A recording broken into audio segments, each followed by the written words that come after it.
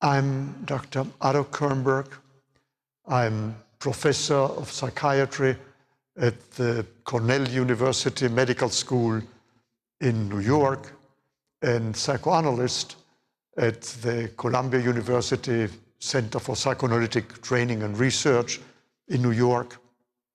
I also direct an institute for the study of personality disorders at the Cornell University in New York. And I am here today to tell you something about psychoanalysis today as science and treatment. But first of all, I should like to tell you a little about myself.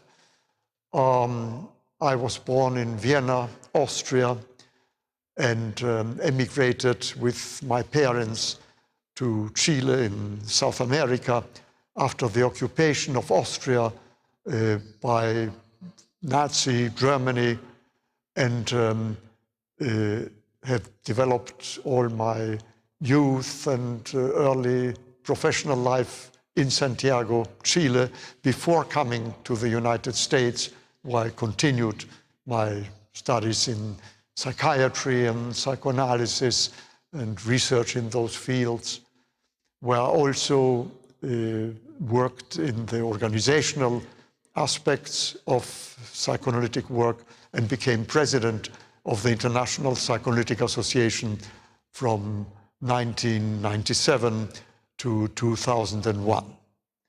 So let me tell you something, bring you an overview of what psychoanalysis is today.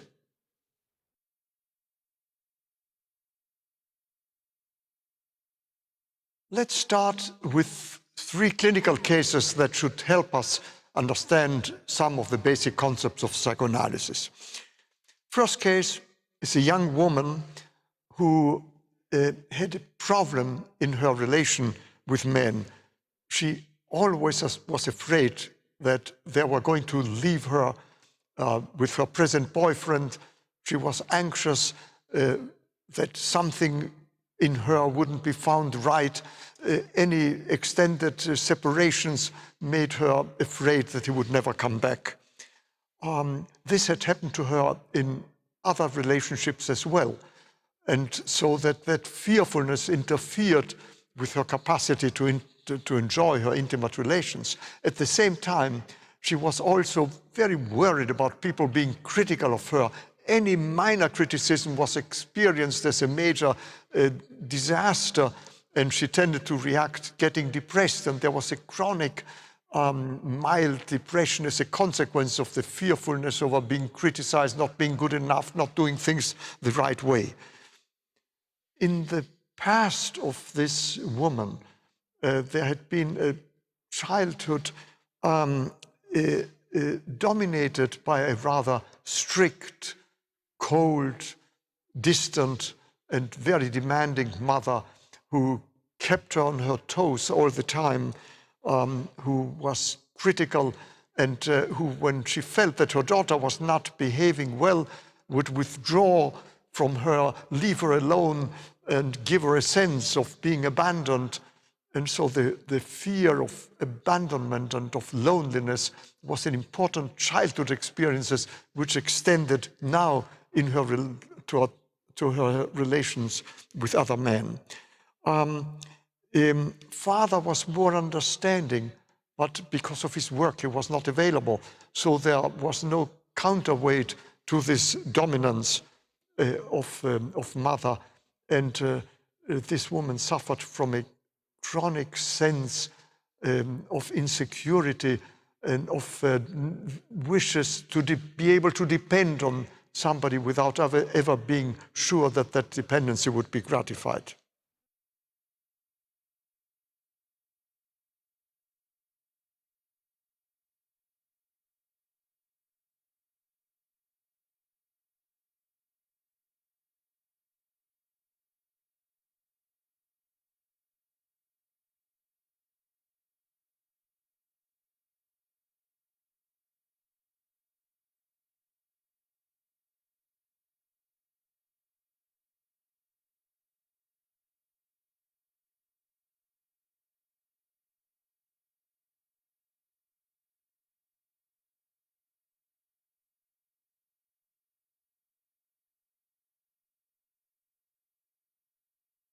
Second case. This is a young man who was very friendly, actually sometimes excessively friendly, very well behaved and somewhat perfectionistic. Everything had to be right the way he would have to do things, very punctual, precise, and preoccupied with details. As I mentioned, very friendly, except with people in authority, teachers, supervisors. He tended to become tense, to become rather submissive over a period of time, and then explode in angry protest when he felt that they were trying to dominate him, so that there was a kind of conflictual relations with authority and oscillating behavior between inhibition and anger in relating to authority that created difficulties for him. In his past, there was a relationship that he had with his father very much characterized by the same kind of issues. A strict, demanding, domineering father who expected his son to obey him, who was rigid and critical and demanding, and he had to watch it all the time not to get himself into trouble. And with his father, he gradually developed an effort to avoid punishment by being inhibited and submissive and not being able to control his anger at other times and blowing up. And at the same time, he had internalized all these demands that were made on him, and he started to make these same demands on himself, which determined his perfectionistic behavior, while at the same time, with any other figures in authority, he repeated the same problem, saw them as if they were a representation of his father toward whom he had to either submit or rebel, creating problems with authority and problems around an appropriate way to assert his autonomy.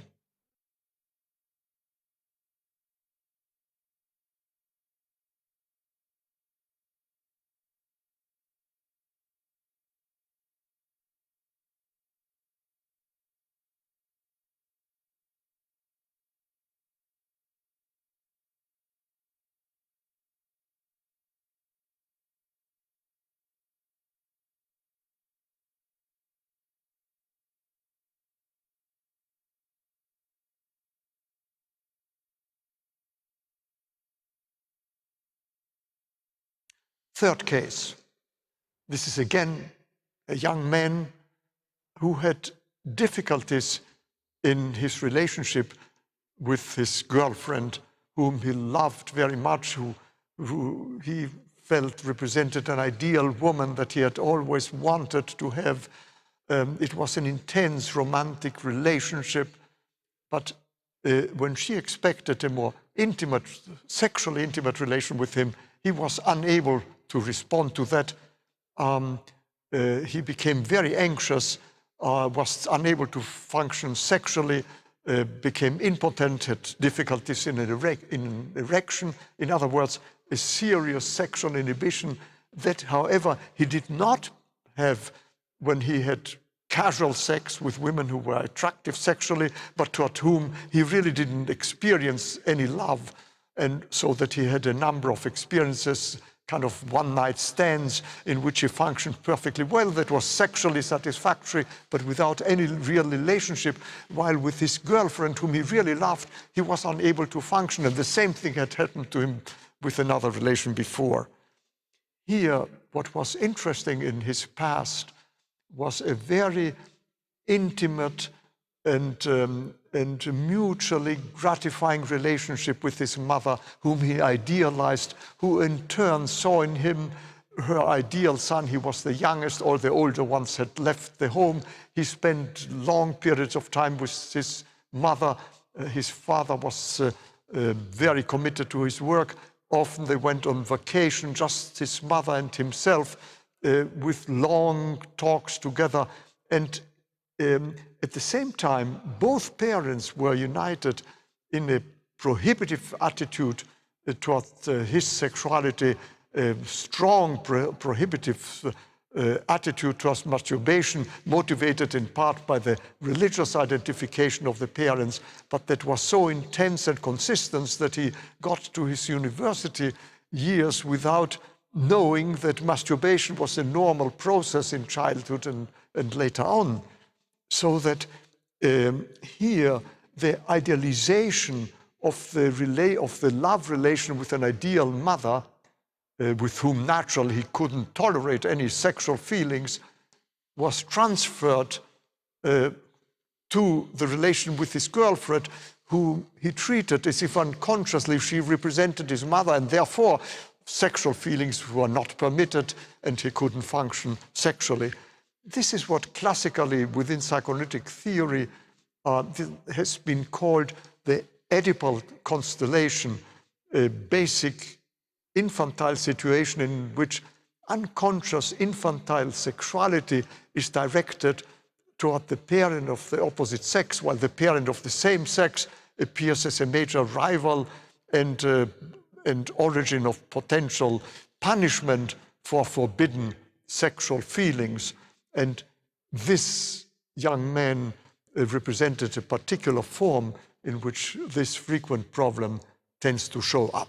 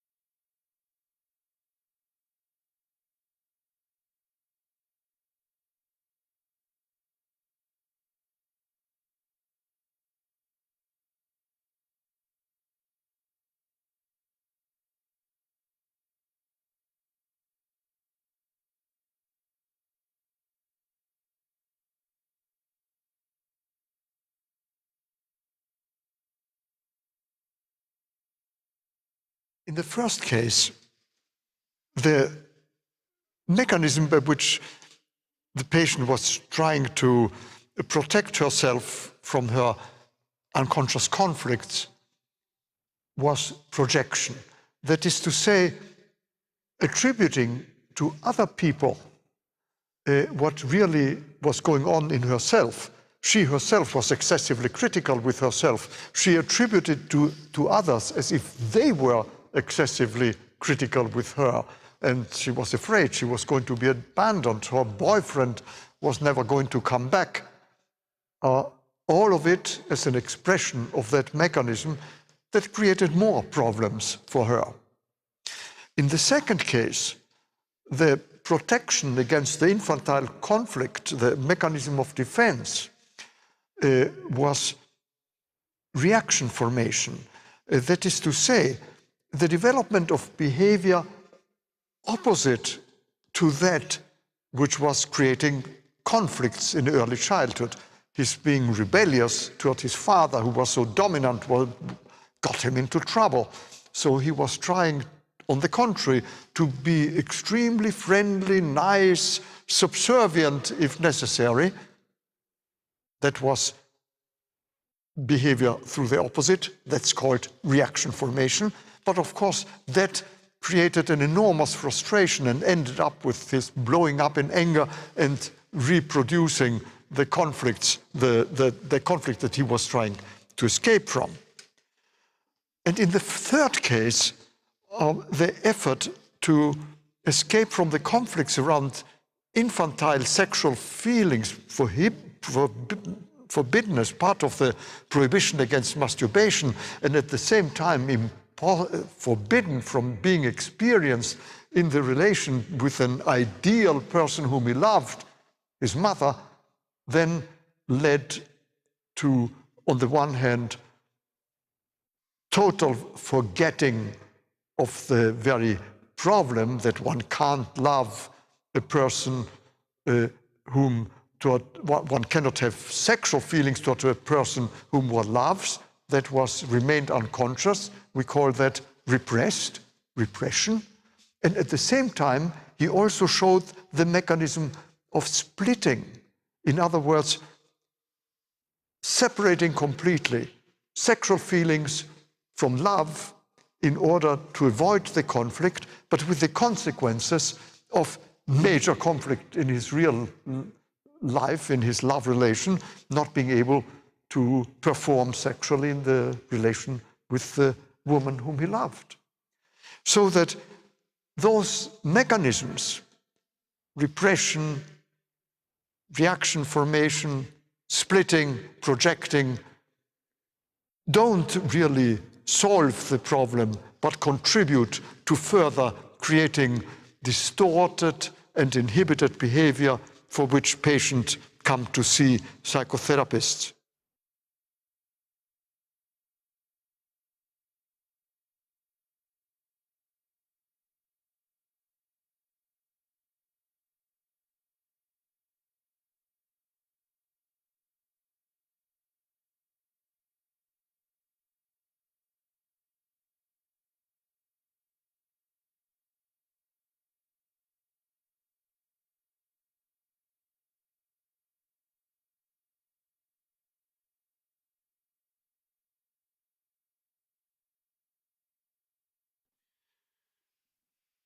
Freud gave a general theoretical structure to all these findings about the influence of unconscious issues from the childhood in adult life. He proposed the existence of what he called a dynamic unconscious, an unconscious reality in which primitive impulses continued active, and he classified them into the drives of libido and aggression. Libido is the life drive, the sexual drive. Aggression, also called the death drive. The life drive, including all the positive feelings of love, excitement, eroticism, dependency, warmth, closeness, and aggression, on the other hand, incorporating all the relations of rage, hatred, envy, resentment, disgust. Freud saw a fight between these two principles as going on eternally in the repressed unconscious, that in that dynamic unconscious, which he said did not know from passage of time. It treated time as if it were eternal, which did not know of the principle of contradiction, but treated all relations as if they were compatible, that didn't obey ordinary logic, that didn't obey considerations of ordinary space, that permitted displacement of conflicts from one issue to another, from one person to another. He called that the primary process as opposed to the secondary process, or the reality-oriented ordinary logic that determines adult life. Now, what do we think about this general theory in the light of contemporary knowledge, of scientific developments that we are counting on today? That's our next subject.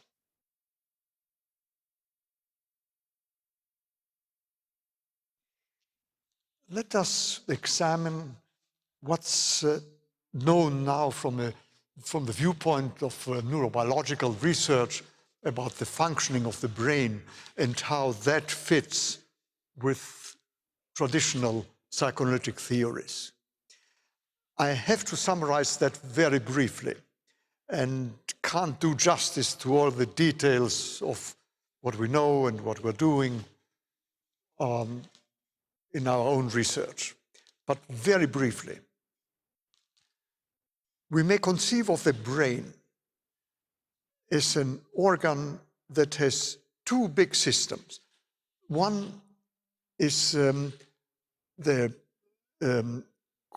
cortex, the skin of the brain, and the other is a central part of it, the limbic system. The cortex, the cover of the brain, is a relatively thin layer, but in truth, it's extremely complex and rich, and its function is to provide our cognitive, conscious, intelligent perception and understanding of external reality and of what's going on in ourselves. It's the rational part of the brain. The limbic system is the part of the brain that tends to activate affects. As fundamental motivational systems, affects are feelings, good and bad, that tell us what kind of things to look for because it feels good, what kind of thing to get away from because it feels bad.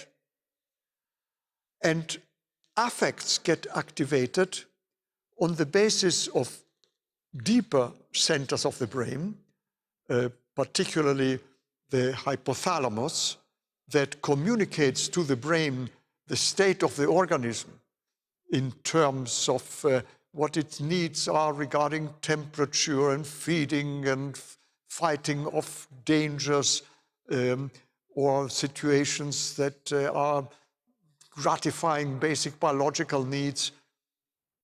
The hypothalamus communicates to the limbic system, and according to whether there are needs that need to be satisfied or that are being satisfied or that are being frustrated, different affects are activated.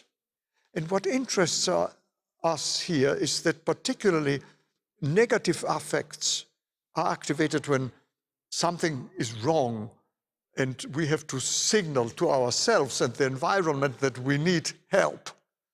It's the amygdala, a part of the limbic system where negative affects, anxiety, rage, fear, get activated, irradiated to the cortex, where our intelligent, rational, cognitive functions then permit to clarify what is it that makes us anxious, how can we understand in what context this is happening and what action has to be taken. So there's an equilibrium between affect activation, giving us our motivation, what we have to do toward or away from things, and the cortex, which puts it all into a perspective. If there is excessive affect and the cortex can't cope with it, we get panically and disorganized. If there is not enough affect, we may miss the importance of a situation and not react when we should. Another part of the limbic system is the hippocampus. That's the memory chamber, so to speak, where memory of affective experiences are deposited, are stored and kept for comparison and constitute a kind of a registry that gets alerted whenever we have a new experience that reminds us of something that we have already had before. So the hippocampus permits us to establish affective memory and react in the future according to experiences from the past, which is a very important psychological functioning. Now, the affects tend to combine into systems that have to do with basic needs of survival. One system is the attachment system. The attachment system keeps the baby close to the mother, is the origin of our needs for dependency and closeness. Not all aspects of closeness, because there's an independent sexual system as well. But the attachment system combines several affects in the sense of closeness, of intimacy. And then there's a sexual system that combines sexual activation with the wish for closeness and play, but also a capacity to fight off rivals. So affects combine in the sexual system, in the attachment system, in a play and affiliation system, in a fight-flight system, in a panic system.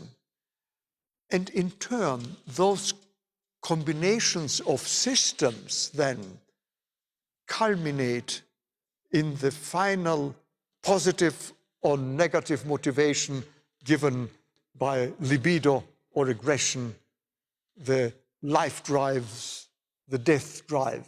So Freud's conception of the drives really has to be based now in the light of our understanding of the underlying development of affects as neuropsychic structures in which biology evolves into a psychological experience.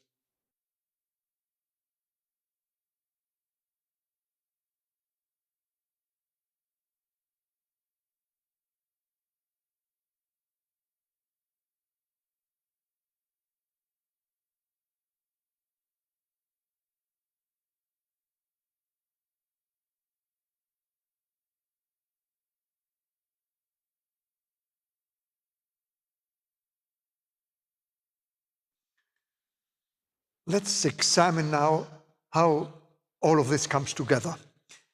Let's go to the moment when the baby is born, baby is hungry, calls for mother, and mother comes. In the first moment, under the effect of low blood sugar, intense need of nourishment, all the systems go to activate negative affect, intense panic, fear, rage, anxiety, everything mixed up in an intense experience. The amygdala works like mad, and the cerebral cortex is registering an extremely frightening situation. Mother comes, the baby is fed.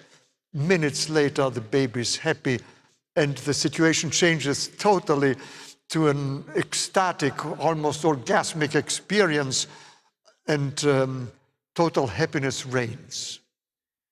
What happens from the viewpoint of the build-up of psychic experience? We are not dealing only with affects, and we're not dealing with the shift of one affect into another.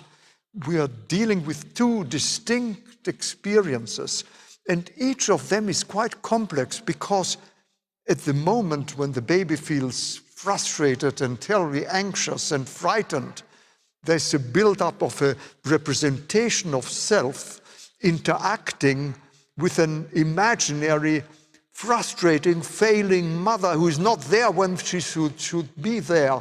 And after some weeks of experience, the baby knows when he has that feelings, mother should be there and feed him. And if she's not there, it's not that there is no mother, but it's like a bad mother who would be there in an extreme moment of anxiety, a terrible image of self-representation enacting with a terrible, bad, absent, but presently or absently present or presently absent mother within the frame of a negative affect.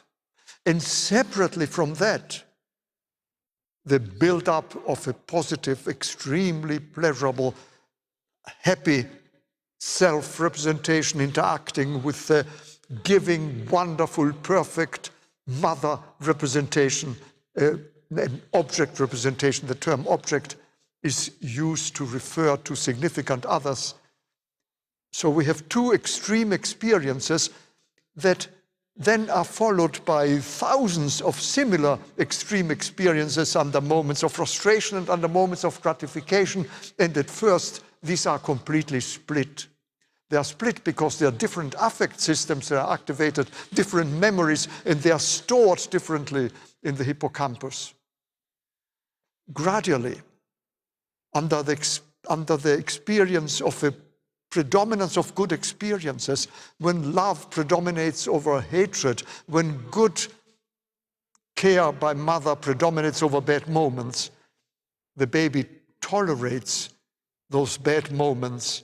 They become less impressive, and an integration takes place by which then gradually the cognitive function, remember the cortex, integrates good and bad experiences, and the baby is able to bring together the bad representation of mother and the good one in an integrated representation of her, and the bad images of self and good images of self into an integrated image of himself.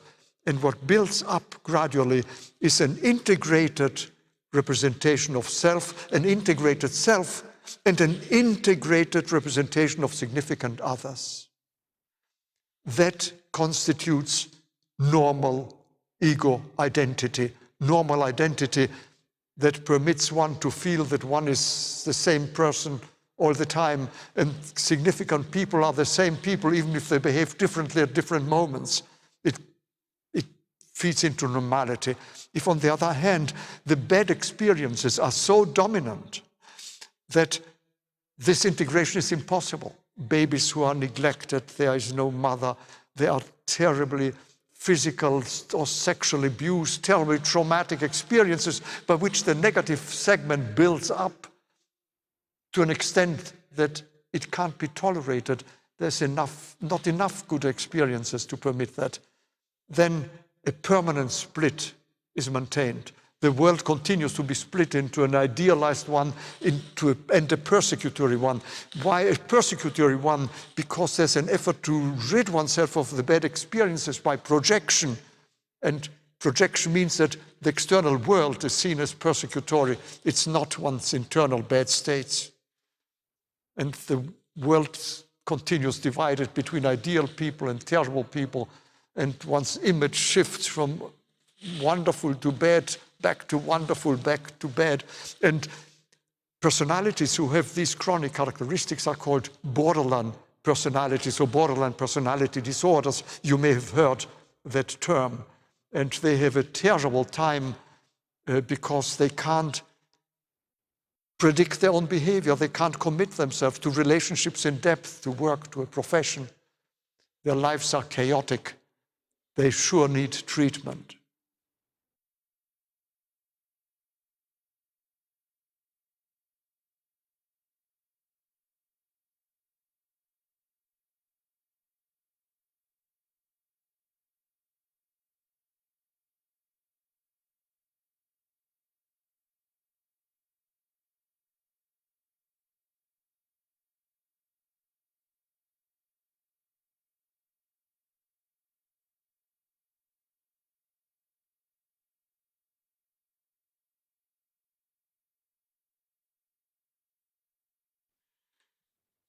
The other situations in which such bad situations evolve into serious personality disorders, one in which projection of a bad world is so overwhelming that the main issue is how to deal with all these potential enemies. The person becomes hyper-alert, suspicious, distrustful, isolated. We call that a paranoid personality. Or else, when there are very few ideal experiences and the rest is terrible, there may be a temptation to take refuge into an idealized version, into an idealized vision of oneself, while at the same time in one's fantasy one incorporates that ideal good parent that one has had in fleeting moments as if it were part of oneself. One becomes pathological, grandiose self with devaluation of everybody else. These are people who seem to love only themselves. They are grandiose, they are omnipotent, and they seem to have very little capacity for investment in relation with others, and we call that the narcissistic personality. So we've seen a number of serious developments of abnormal personalities because the experiences of frustration of basic needs by a negative environment lead to abnormal solutions that are embedded in the personality structure, showing the character, that is to say, in the person's habitual behavior patterns. And so we have the paranoid personality and the borderline personality and the narcissistic personality. And remember the depressive personality, the woman whom we talked about who was so afraid of being abandoned, and the obsessive personality, that young man who had to have everything so precise and exact and was so very nice, except from time to time he kind of blew up. So we have the obsessive personality as well. And there is still an extreme case when there is a lack of sufficient good persons who at the same time communicate a moral value system, or when there is such a negative environment that no good demands and prohibitions can be accepted within that totally negative world that one is trying to ward off. And then we have personalities whose internal moral structure suffers. They are called antisocial personalities, and they are the most severe personality disorders. And while many patients with serious personality disorders can be treated, some of the extreme cases cannot. We call the whole theory that I've just explained psychoanalytic object relations theory. It is the theory that explains how affects are activated, the internal disposition of activation of affect that we call temperament, how temperament interacts with relation with significant others, with object relations, and how the interaction of temperament and object relations creates such permanent patterns of relation between self and others that determine either normal identity, or if integration doesn't take place, severe identity diffusion. And by the same token,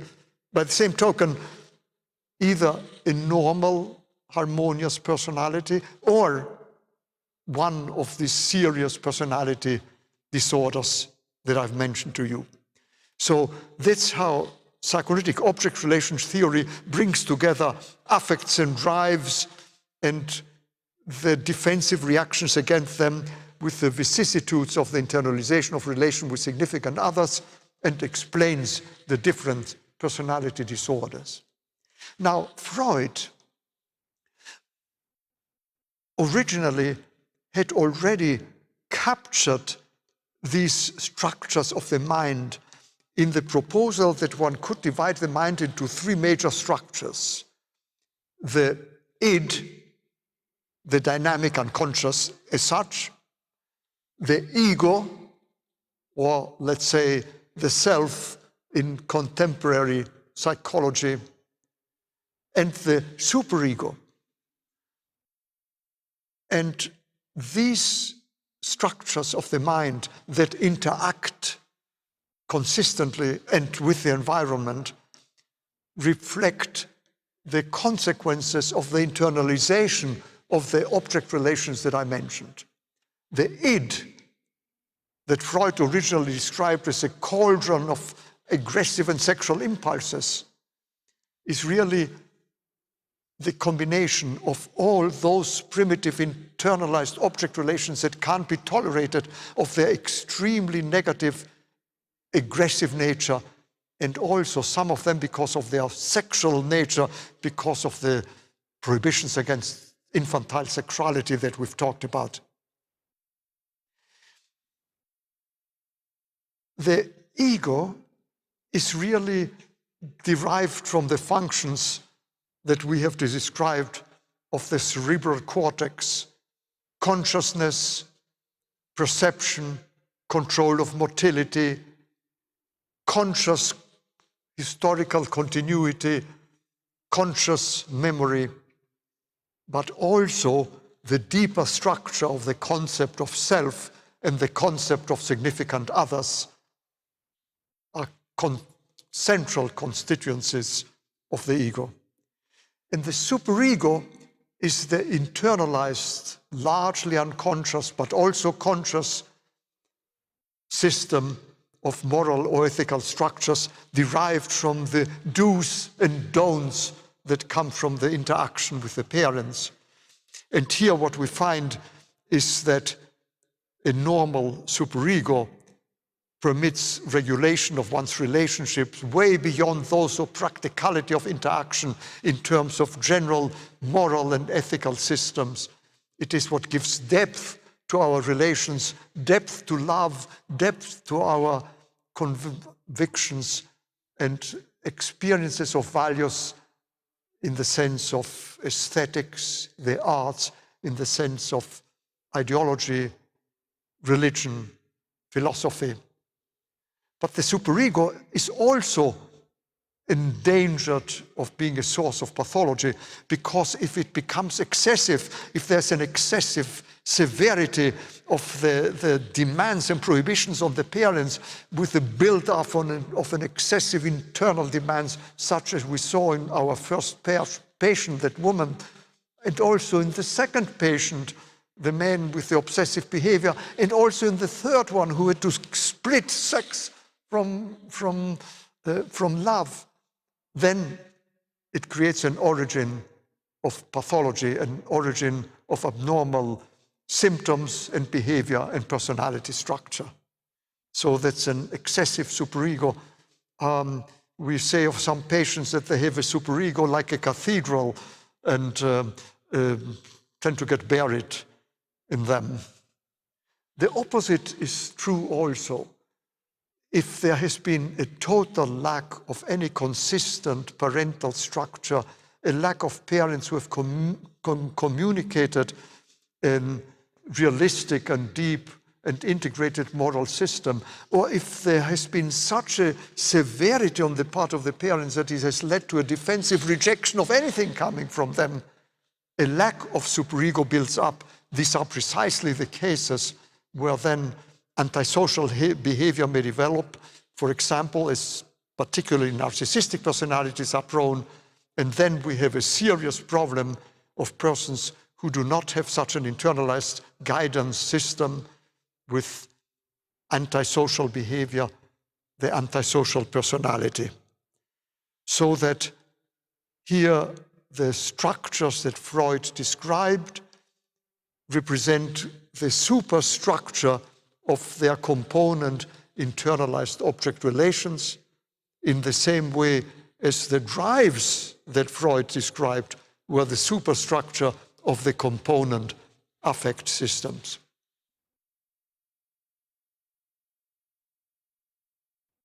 I would like to discuss psychoanalysis as treatment now.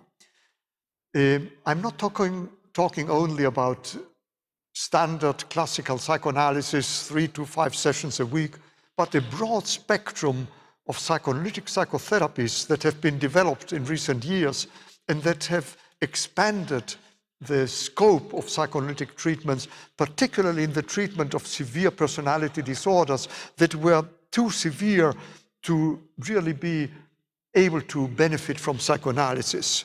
So I'm talking about the treatment in development and expanding its indications, and I'll talk jointly about psychoanalysis and psychoanalytic psychotherapies. What are the main indications for treatment?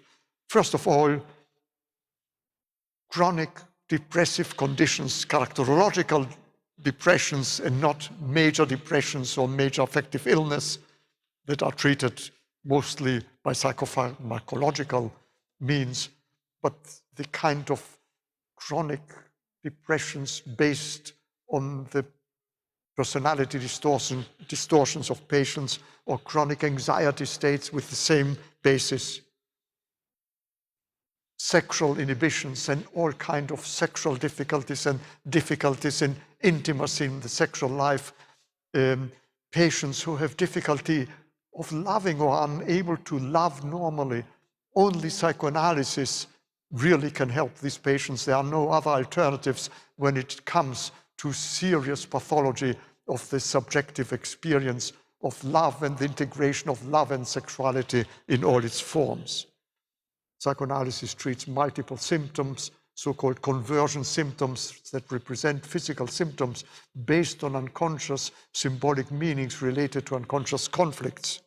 But most of all, psychoanalysis treats personality disorders, all kinds of them.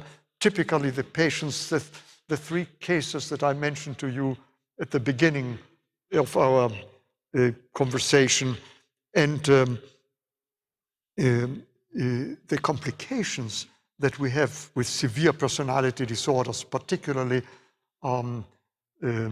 drug dependency, alcoholism, eating disturbances, antisocial behavior within certain limits, and chronic suicidal behavior, not based upon depression, but based on profound characterological dispositions.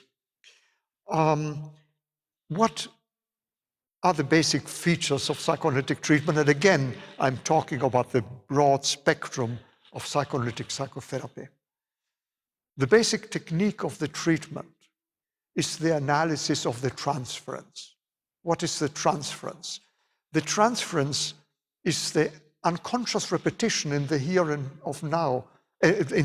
now of pathogenic conflicts of the past. The unconscious conflicts of the past that we've talked about tend to reproduce itself if that is in the sessions with the analyst or the therapist, if that is facilitated by a particular attitude of the therapist that we call technical neutrality, which is not a kind of a cold indifference, but a concerned objectivity in which the patient is invited to speak freely everything that comes to his mind without any control, without any suppression as much as he can, in order to facilitate the gradual emergence of deeper contents of the mind, what we call free association. And the analyst listens to free association while at the same time observing the behavior of the patient in the treatment session and observing his own emotional reaction to the emotional reaction that the patient gradually develops in the treatment situation, what is called the countertransference.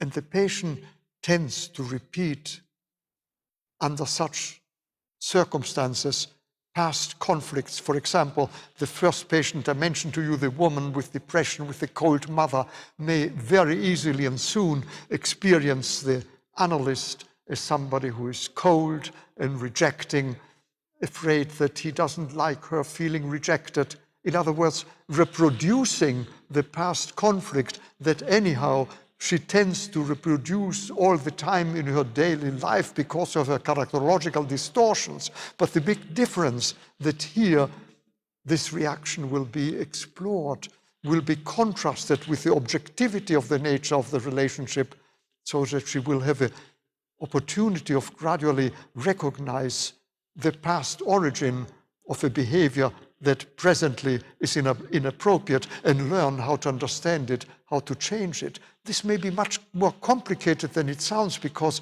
she may be activating not only her past self-representation as a rejected or criticized child and project onto the analyst the image of her mother, but to the contrary, she may treat the analyst in a cold and rejecting way without being aware of it, while he, in his countertransference, may experience himself as a rejected child. In other words, the relationship with mother is activated with role reversals, which permits in the analysis, in the transference, to more deeply resolve the total identification, the total permanence of that particular pathogenic, that means illness-generating past relationship. That, in a nutshell, is the essence of the psychoanalytic treatment, and it permits really an analysis of the character, and with it, an analysis of the total personality and personality change as such in a way that is not possible with other type of treatments. Now, I'd like to mention briefly that all of this going on while empirical research is testing the psychoanalytic methods, its effectiveness, comparing psychoanalysis with other treatment. I myself am involved as director of an institute that does research on personality disorders. We're studying the effectiveness of a specific type of psychoanalytic psychotherapy we have developed for severe personality disorders called transference-focused psychotherapy, and we have demonstrated in empirical research the effectiveness of transference-focused psychotherapy as compared with cognitive behavior therapies and supportive psychotherapy, particularly its effectiveness in modifying the representations of self and significant others, in other words, in working on identity diffusion to normalize identity and with it profoundly the personality functioning. Psychoanalysis has also had other applications. It has been applied to the treatment of couples, to group psychotherapy, to sex therapy, and has been very effective in developing new knowledge regarding the psychology of small group and large groups and mass movements. It has had application to the study of ideology and religion, social psychology, and in the arts. You see here an example of the influence of psychoanalysis on the arts that has been remarkable in 20th century art in the schools of Dada, Surrealism, the school of fantastic realism and others.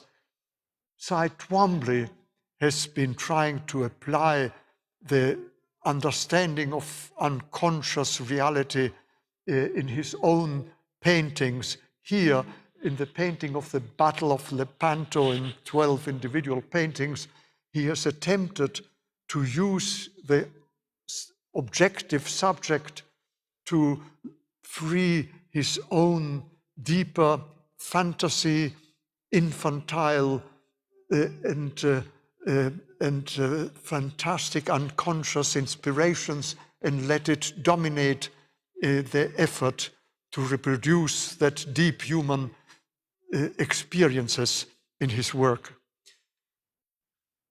Psychoanalysis, finally, has been important in helping to understand further the functioning of the normal personality and in helping to develop it. And by normal personality, we refer to the capacity to freedom and enjoyment in committing to work and a profession, to an intimate relationship of love in which love, tenderness, and sex can be integrated, to commit them oneself to friendship and a social life, to a combination of the capacity for autonomy and independence and a mature dependency and creativity.